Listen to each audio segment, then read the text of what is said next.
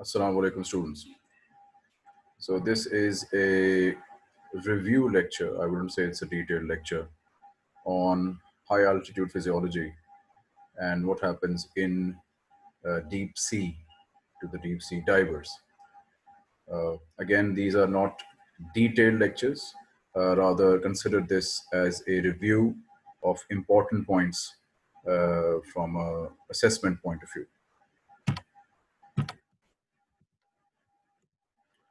Okay, so let's start with high altitude physiology. Basically, you need to understand when a person, a sea level dweller, like all of us are in cities, we go to high altitudes.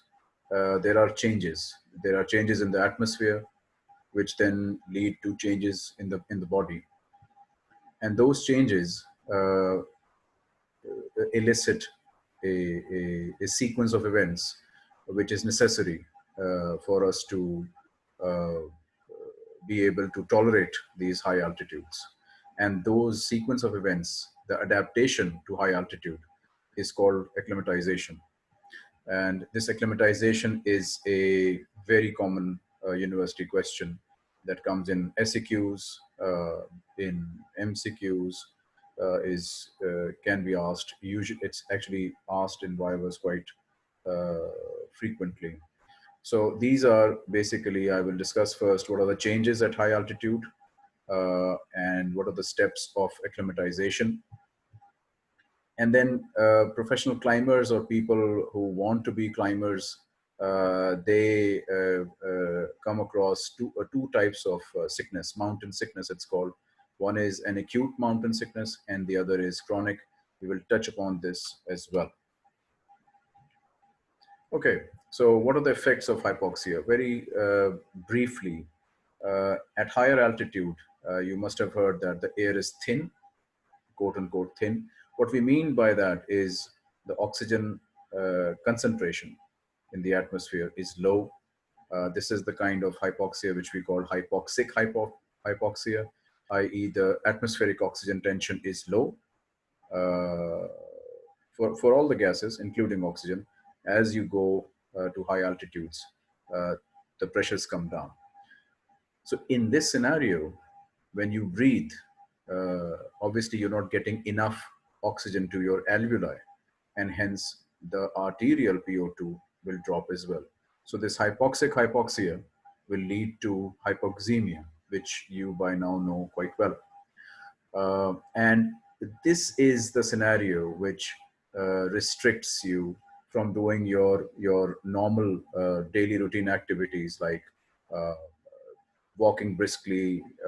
You can forget about running or climbing stairs because that cannot, an unacclimatized person cannot do that as soon as he or she has arrived at a hill station or a high altitude area. It takes a few days, and this is interesting. It takes a few days for the person to acclimatize and then offset this hypoxic induced restriction in physical activity. So what is interesting is in as soon as the person arrives at these in these areas, there is a limitation in physical activity. There is only so much that you can do, but the same person in a few days manages to do those things. Uh, the process by which this person goes from this point transits to a person who becomes acclimatized. This whole process is called acclimatization, and it has various features which we'll discuss. So this is an overall slide. I want the students to note this very clearly. This is your SEQ attempt. Okay, these are the headings for the SEQ, and this is what actually happens in the body. So these are four headings. Uh, in the lungs, you have increased pulmonary ventilation.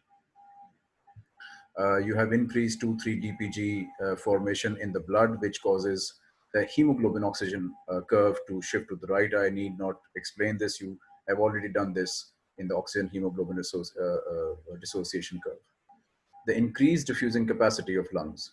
So what happens is, if you remember, when there is hypoxia in the lungs, as opposed to hypoxia in systemic tissue, the vessels respond differently. Remember, we did this when we were introducing pulmonary vasculature. I think it's chapter 2 of Guyton, the initial bit. So we spoke about the peculiarity of pulmonary vasculature, that when it comes across a hypoxic area, or when it comes across a generalized hypoxia within the lung atmosphere, it vasoconstricts, as opposed to the vasodilation which would occur in peripheral tissue in response to peripheral tissue hypoxia. So this concept is very, very important to understand what goes on in the lung at high altitude. At high altitude, when the person and his or her lung comes across hypoxia, there is vasoconstriction of vessels. All right. Now, when there is vasoconstriction of vessels, what would happen? The pressure within those vessels would increase. So we say that pulmonary arterial pressure increases. If we don't control this, or if this phenomena goes on to become even further increase in pressure, you will eventually get pulmonary edema. And we will discuss this under the mountain sickness, that it's this pulmonary edema which is the usual cause of death in enthusiastic newbie climbers who don't take appropriate steps of acclimatization, and who don't stepwise address this exciting sports, but it has its own preparations, and you need to go through this process. Anyhow, so what basically happens during acclimatization, we are discussing the increased diffusing capacity of the lung, is under physiological range. Within physiological range, uh, what happens is these pressures increase. And when these pressures increase, the areas of the lungs which this person was not using at sea level, even those capillaries open up under pressure. So this is the good of acclimatization, which if gets out of hand in mountain sickness can cause edema. But that's the other end of it, the bad end of it. We are in the initial good part right now. So this person from sea level, from say my city, Lahore, goes up to a hill station, say Murray or Naran or whatever. At that point, this person's pulmonary vasculature will experience vasoconstriction. This will increase the pressure inside the pulmonary architecture, which will open up new capillaries which he was not using in Lahore at sea level, right? So you have more, you have reduction in the overall resistance when you open up new capillaries, because there is increase in surface area. So obviously, naturally, the resistance will go down. So that's a good protective mechanism, a response to the initial increase in resistance. Plus, when you're trying to increase ventilation, the first point, the alveoli, which you normally are not using at sea level, also open up. Okay, we call it recruitment, and we covered this in the initial lectures. So there's a recruitment of more alveoli, which were not taking part in your normal breathing cycle at sea level. There is recruitment of new blood vessels under higher pressure. Okay, and so what you have is you have more alveoli available, more new capillary beds available. So there is more uh, surface area of the respiratory membrane across which diffusion of oxygen can take place. Okay, so this is this point.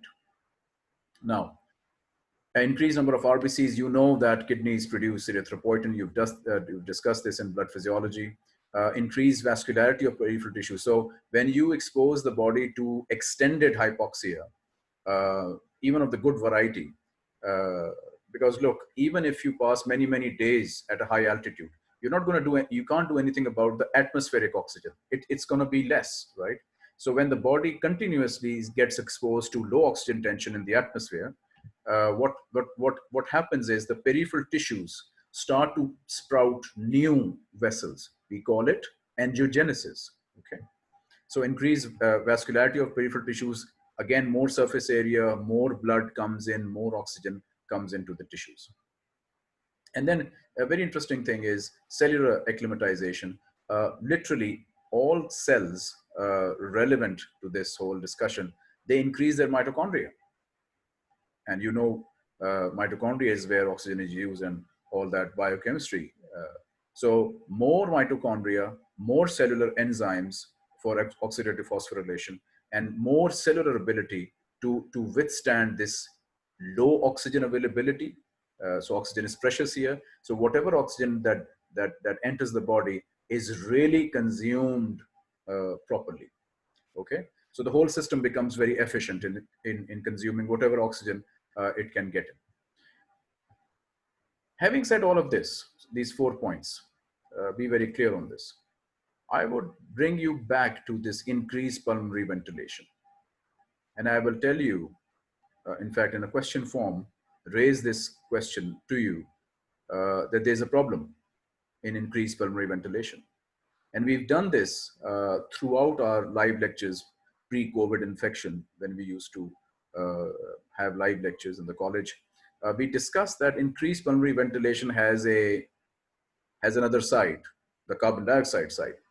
So you end up going to a higher altitude area, okay, and you are oblivious of the perils of high altitude and low oxygen tension.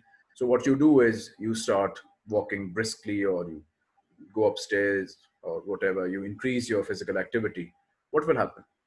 What will happen is, because of the low oxygen tension in the atmosphere, hypoxia, which you can't do anything about, um, the body will go into hypoxia. It will detect hypoxia, and it will try to raise ventilation. But as soon as it raises ventilation, you know that the carbon dioxide is blown off extra. So increased ventilation comes at a cost of increased carbon dioxide blow off. And carbon dioxide is the main controller of respiration at sea level. So when you drop your carbon dioxide in response to hypoxia induced increased ventilation, the whole thing shuts down quickly. So fast forward, you arrive at the hill station, you do your extra exercise, whatever, the ventilation goes up because of hypoxia, carbon dioxide blows off extra, PCO2 in blood comes down. That's the main regulator of respiration at sea level. When PCO2 goes down, respiratory effort goes down. So the whole thing in that first 1 or 2 days is that you are unable to raise your pulmonary ventilation effectively to address your tissue needs. That's why, if you remember, if you have been to these areas, and in the first day or two, if you are to increase your physical effort, you would literally start panting. You will be out of breath. Okay, but if you remember hard those days when you had the time to go to these areas, after a couple of days, you would be able to run around. Stairs won't be a problem, brisk walking won't be a problem, even playing is not a problem. Okay, so something is happening in the pulmonary ventilation side of things, and this is the feature, this is the explanation of the next slide. How come we are able to, now I'm framing the question, how come we understand why we can't increase our respiratory effort in the first day, but how come we are able to do it in the coming days? That's where the money is. That's where this comes in. So this is an explanation of how increased pulmonary ventilation takes place in an acclimatized person. And your best friends, the peripheral chemoreceptors, again come to the party. This is again my lecture on peripheral chemoreceptors needs to be heard and properly understood for you to understand what they do in hypoxia, and I've spoken in detail about that in the peripheral chemoreceptors lecture. I'll try to link it here so that you can go back to that.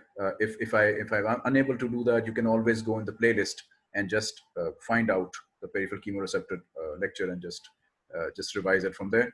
So your immediate response as soon as you landed in the at the high altitude area, is your exposure to low PO2. This is the hypoxic hypoxia. So low PO2 triggers, stimulates peripheral chemoreceptors. If you remember, one of the top stimulants of peripheral chemoreceptor is oxygen. And if we quickly sort of revise, is there any role for oxygen in central chemoreceptors? No, there is none. Oxygen only affects peripheral chemoreceptors. So this hypoxia stimulates the peripheral chemoreceptors. That results in the increased of ventilation during the initial hours of your arrival at this hill station. This then causes the increased carbon dioxide blow off, which then causes decrease in PCO2. Now, when you lose PCO2, okay, the body then goes into a imbalance of the pH, acid-base imbalance, respiratory alkalosis. So basically, carbon dioxide is a volatile acid, as you know, and you are blowing it off, disturbing the equilibrium of the pH of the body. And in this scenario, you will go into respiratory alkalosis. Alkalosis, if you remember anywhere you've heard, I know you haven't done CNS, but let me tell you, alkalosis basically snubs neurons. It puts them to stupor, puts them to sleep, okay, inhibits them. So it's no surprise that when you have respiratory alkalosis, you will have inhibition of those respiratory CNS centers that we talked about in the regulation of respiration. So all those brainstem DRG, where the ramp signal basically is situated, is basically a bunch of neurons, isn't it? So when you have respiratory alkalosis, you inhibit those neurons, and this is why you cannot increase your alveolar ventilation beyond a certain level. So this limits any further ventilatory. It's a typo. Ventilatory effort. Okay. So what happens then in the two three ensuing days, which enables you to sustain the increase in pulmonary ventilation and be a happy person? Yeah. After those 2 3 days, acclimatization sets in. What happens? The increase bicarbonate that you generated because of this alkalosis, right? Uh, I beg your pardon. That basically you got this because of increased carbon dioxide blow off, i.e., you threw out the volatile acid, the carbon dioxide. The way body will now respond is basically a golden rule of acid-base physiology. When, and listen to this very carefully, this will help you in renal physiology when you go into second year. When the primary problem of the acid-base disturbance is respiratory system, the compensation is done by kidney. Remember this. If respiration has caused a problem in acid-base disorder, has caused an acid-base disorder, the response, the compensation, the help comes from kidney. Yes. So respiratory alkalosis or respiratory acidosis will have a reaction from the kidney to address it. Just to complete this argument, and if kidney is the culprit, if kidney's malfunction has caused acidosis or alkalosis, we by the way call it metabolic. If kidney has malfunctioned and it has caused metabolic acidosis or metabolic alkalosis, then the help or the response or the compensation will come from the respiration. So these two systems work in tandem. If one messes up, the other comes to its rescue or relative rescue for the time being, saves the day at least. And if the other one malfunctions, the other comes to the same end, i.e. vice versa. So when you had respiratory alkalosis, the kidney, what it cannot do much about carbon dioxide. It's the kidney. Okay. What kidney can do is it starts to throw out bicarbonate, and you know that bicarbonate is a base. So see how clever this whole system is. Respiration creates the alkalosis. Kidney basically throws out the bicarbonate and addresses the respiratory alkalosis, which is inhibiting the CNS and causing all sorts of issues to this person's happiness. Yeah. Now, this action basically uh, improves the alkalosis and gets the CNS centers out of their inhibition because of the alkalosis. We can say that carbon dioxide, uh, absence of carbon dioxide caused a spell on these neurons, which kidney, when it throws out more alkali, more base out, it brings the pH back to its normal level, which is again back to its towards the acidic side of things. Uh, this then restores the balance in the brain, and the CNS centers then become immune, less sensitive to carbon dioxide because of this phenomenon. Okay. However, way you want to make this concept, uh, this is the connection. This is the vital bit, that after a couple of days, due to the kidneys bicarbonate excretion, which it can do very easily, the pH becomes acidotic, which then releases the respiratory neurons from the inhibiting effect of the alkalosis, and it comes back to normal. And now, whatever carbon dioxide blow off that you may do due to increase in ventilation will have less and less and less effect on the CNS centers. So, truly, now the more the hypoxia, the more peripheral chemoreceptors will be stimulated, and oxygen actually now becomes the driver of respiration. This is the uh, one of the few scenarios where oxygen is the driver of respiration. Generally, it's carbon dioxide. So overall effect is increase in pulmonary ventilation. This is acclimatization. And again, as I said, this is not an exhaustive lecture. It's more of a review. Uh, Mountain sickness. A person will go into mountain sickness if he or she has been silly about acclimatization, if they have not followed a strict protocol, especially designed for mountaineers. We are not talking about these casual trips to low altitude areas like Murray and so on and so forth. There is no significant air thinning there. But yes, if you go towards Hunza or to the Pak China border, there you start to become serious. And then if you start climbing mountains, then you need to go through a strict acclimatization protocol, the professional one. However, if you don't do that, then symptoms of hypoxia and this respiratory alkalosis, they become quite evident, and they make you sick. And the main symptoms are headache, fatigue, dizziness, and insomnia, and all sorts of things. Uh, so these can be managed by proper acclimatization. Now, professional climbers also do something else. They prophylactically, i.e., prophylactically means uh, to be safe. Okay, they they they take a medicine called acetazolamide, and this offsets the effect of respiratory alkalosis by increasing the potassium excretion by kidney. Okay, if acclimatization is not done, if this medicine is not taken prophylactically, uh, potentially life-threatening situation can ensue. And as I mentioned, the pulmonary arteriolar pressures normally increase, physiologically increase at high altitudes.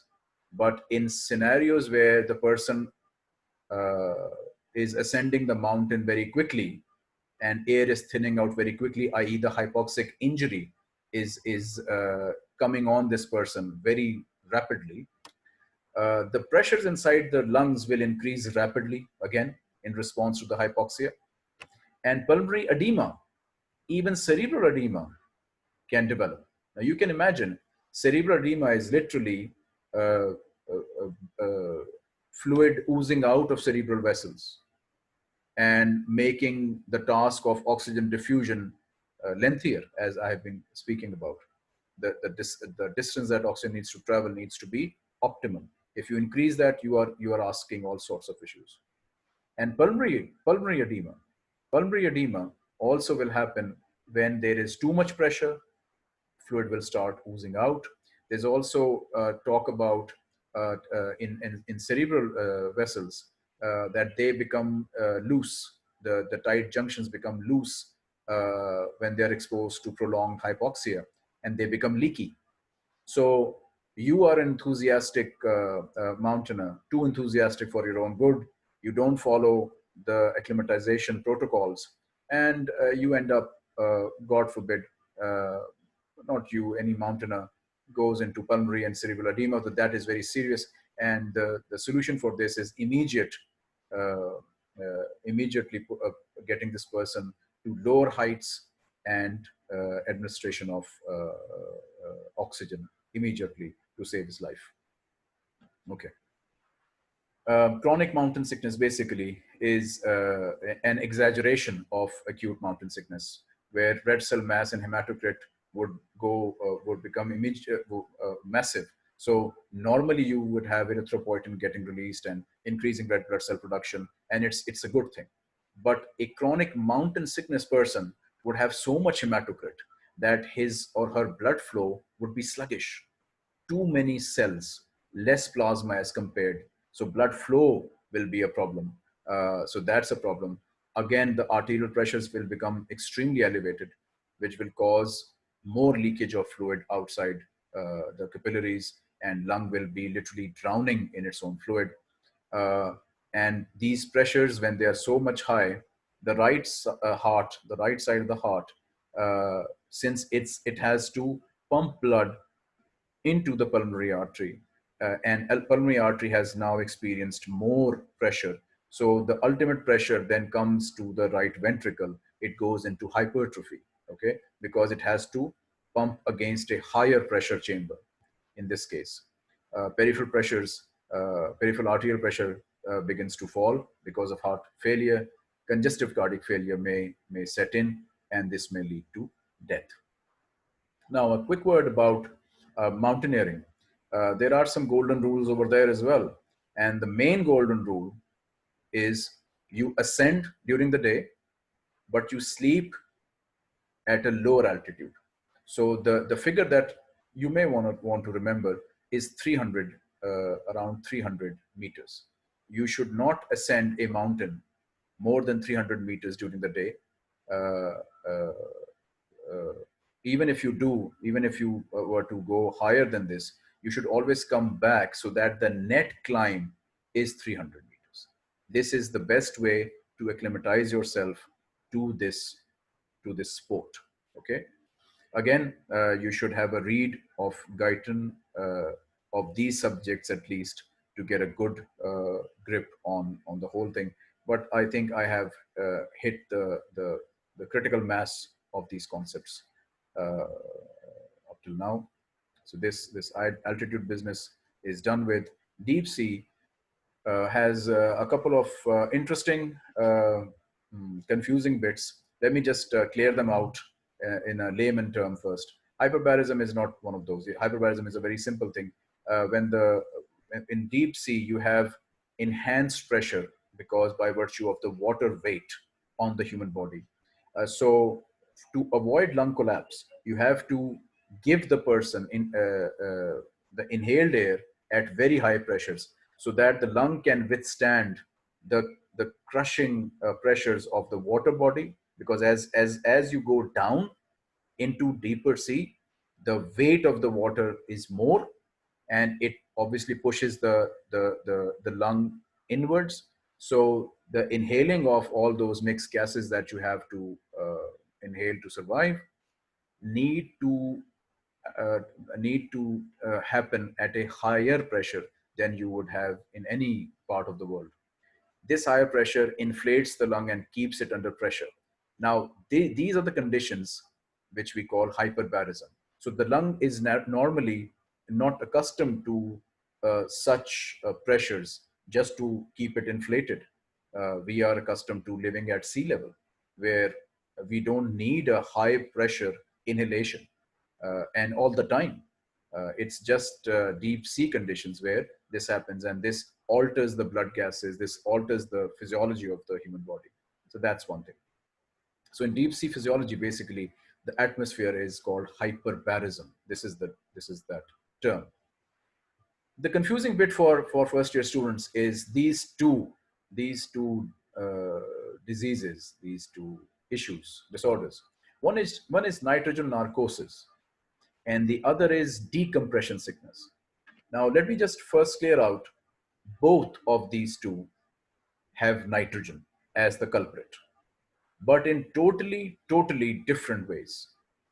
In nitrogen narcosis, basically what happens is that nitrogen dissolves in the blood and in the tissues. And when you,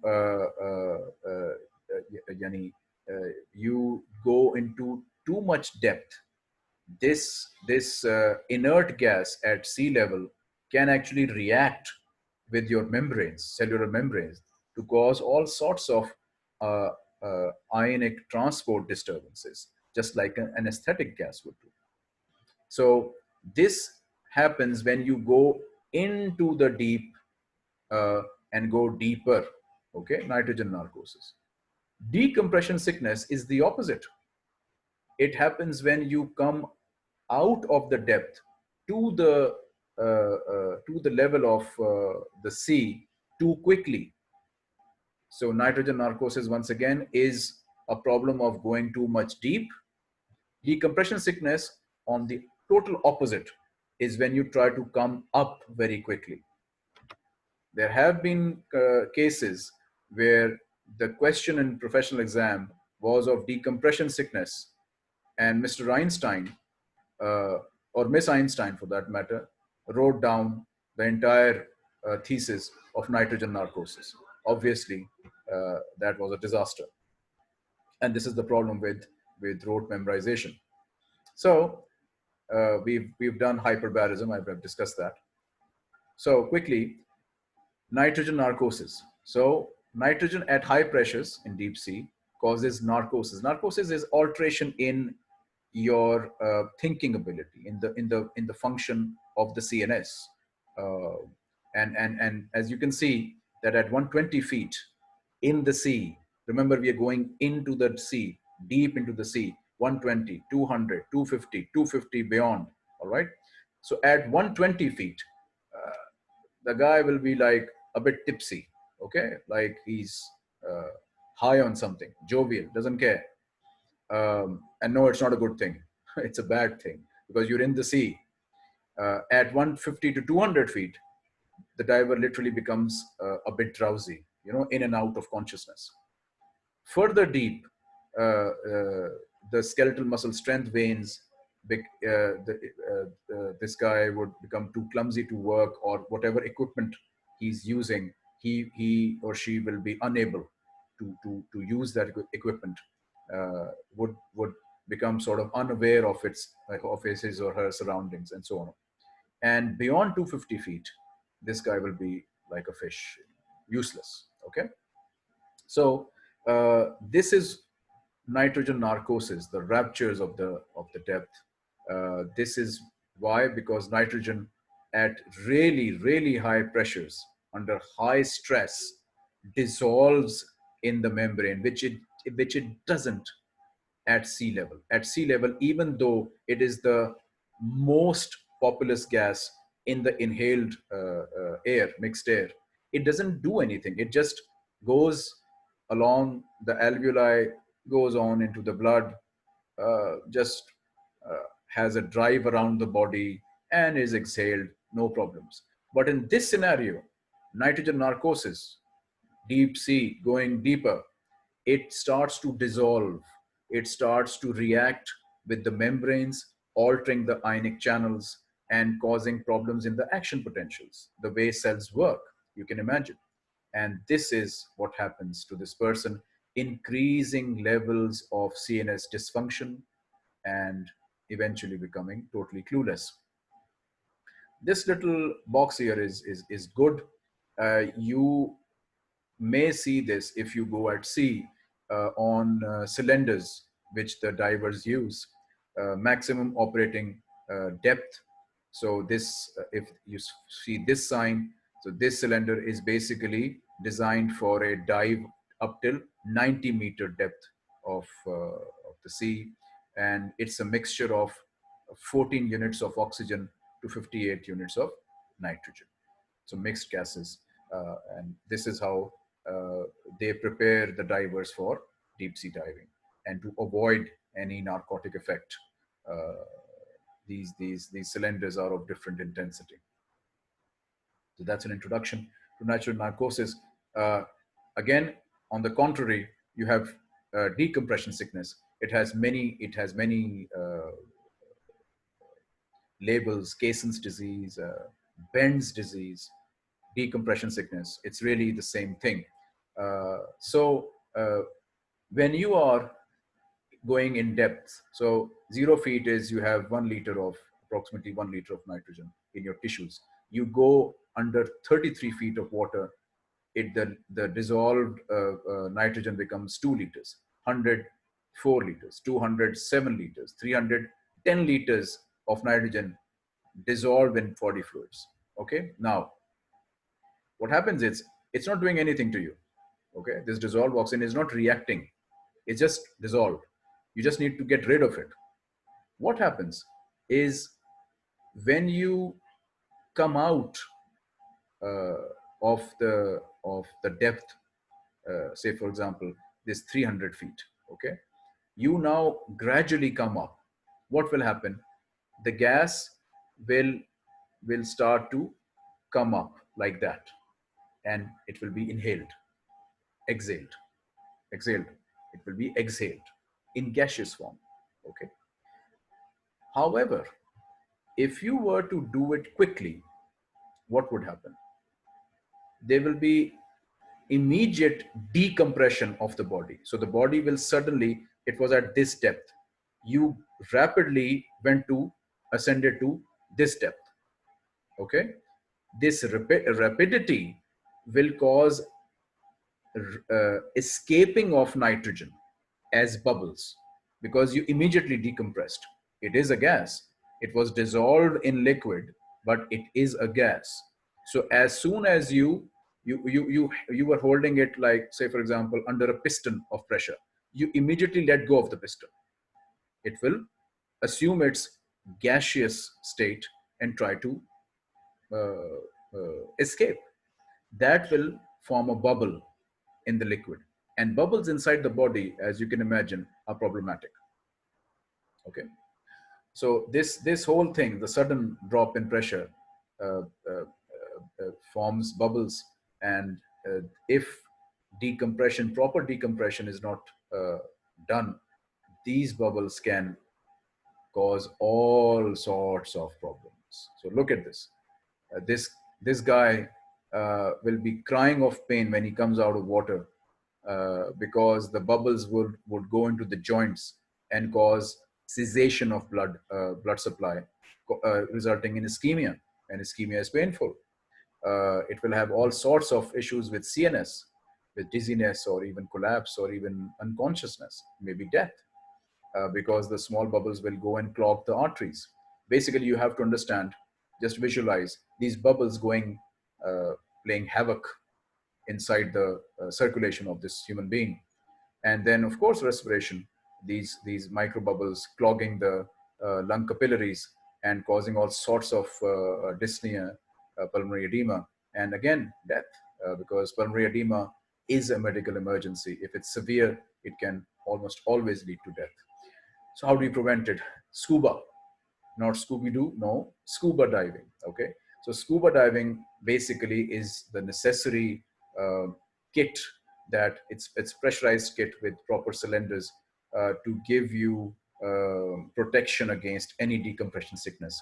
Divers are asked to ascend slowly, and then even still, if they experience symptoms, uh, and maybe on some vessels it's protocol that they go for tank decompression. What's a tank decompression? They put them literally inside a tank, and it's a pressurized chamber, and then they release pressure uh, uh, in a sequence. One of this sequence is like this. This is U.S. Naval protocol for deep sea divers. So at whatever pressure is at 50 feet, this person is kept at that for 10 minutes. Then it's the pressure is released uh, for an equivalent of 50 feet for 17 minutes. Then again it's released till it's 30, 20, 10. So basically the pressure inside that chamber is decreased not suddenly, but gradually at given times so that nitrogen can escape smoothly and seamlessly and doesn't form that bubble. Okay, so we have finished this review of high altitude and deep sea physiology. I hope you will benefit from it, inshallah, and I hope that you do well in your assessment. Thank you. Assalamu alaikum wa rahmatullahi wa barakatuhu.